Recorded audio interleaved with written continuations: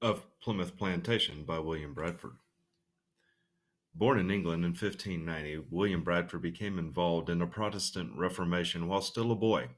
He joined the Puritans, reformers who wanted to purify the Church of England and eventually separate from it. With other Puritans, he migrated to Holland in search of religious freedom.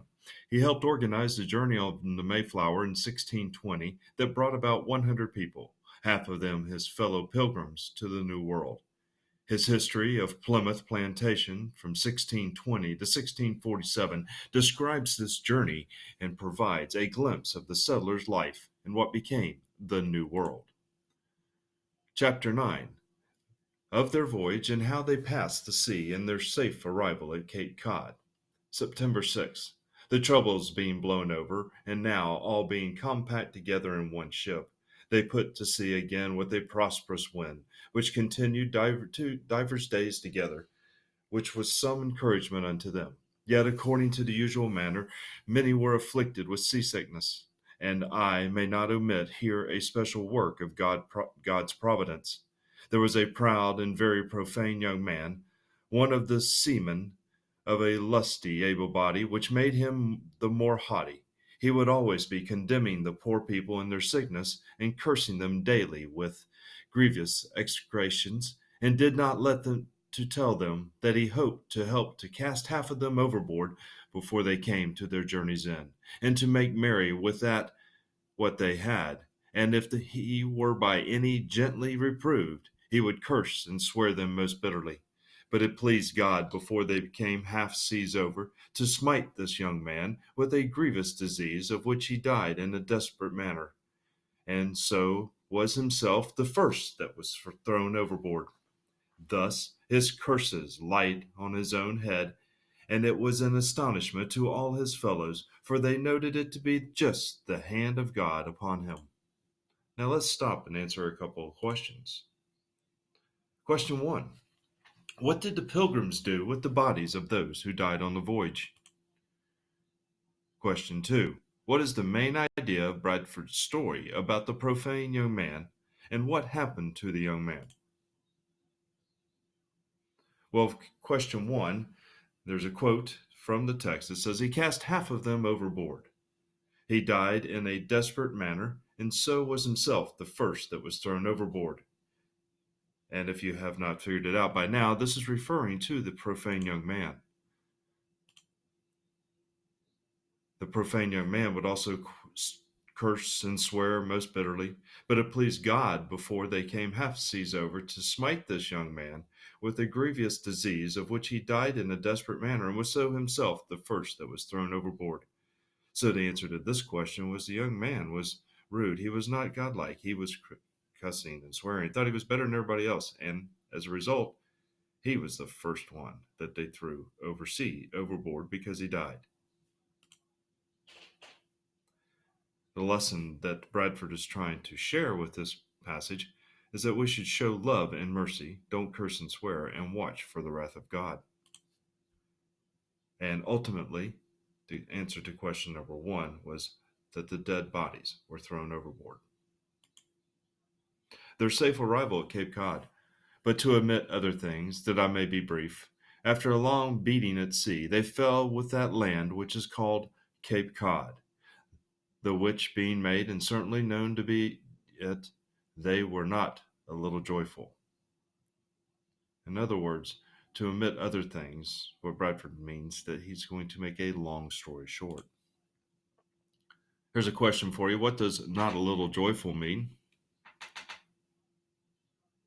Figured it out? It means they weren't happy. They had a long, exhausting journey, and they just wanted to get comforted.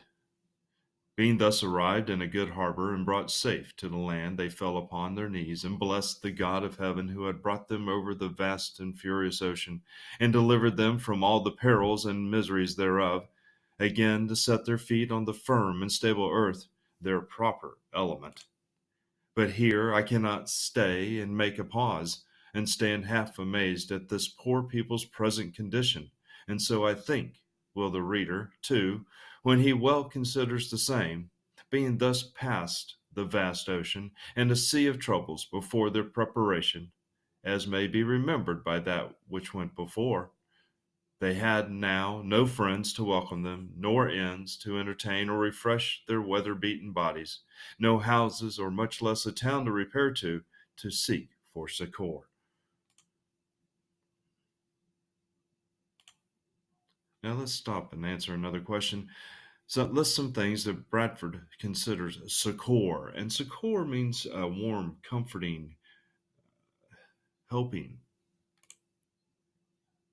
There were no friends, no inns, no town. There was nobody there to help them and their worn out bodies.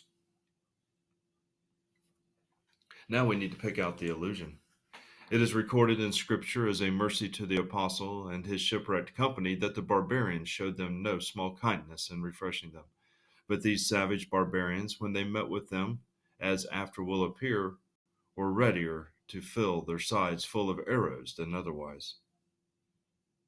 Were you able to pick out the allusion? Here it is. It is recorded in Scripture as a mercy to the apostle. Remember, an allusion is a reference to something biblical. And for the season it was winter, and they that know the winters of that country know them to be sharp and violent, to be subject to cruel and fierce storms, dangerous to travel to known places, much more to search an unknown coast.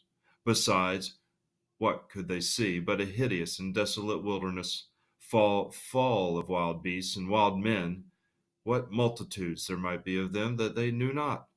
Neither could they, as it were, go up to the top of Pisgah to view from this wilderness a more goodly country, to feed their hopes, for which they soever they turned their eyes, save upward to the heavens, they could have a little solace or content in respect of any outward objects.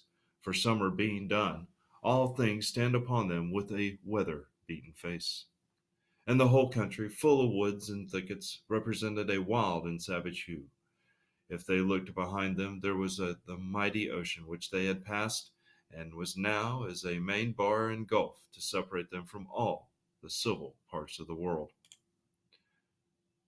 How do Bradford's allusions describe the pilgrim's situation? Think through that passage for a moment, and ultimately you will see that Bradford is comparing the pilgrims to the Israelites. In a strange new world, not sure what is going to happen to them, nothing but wilderness, must rely on God and prayer in order for their survival.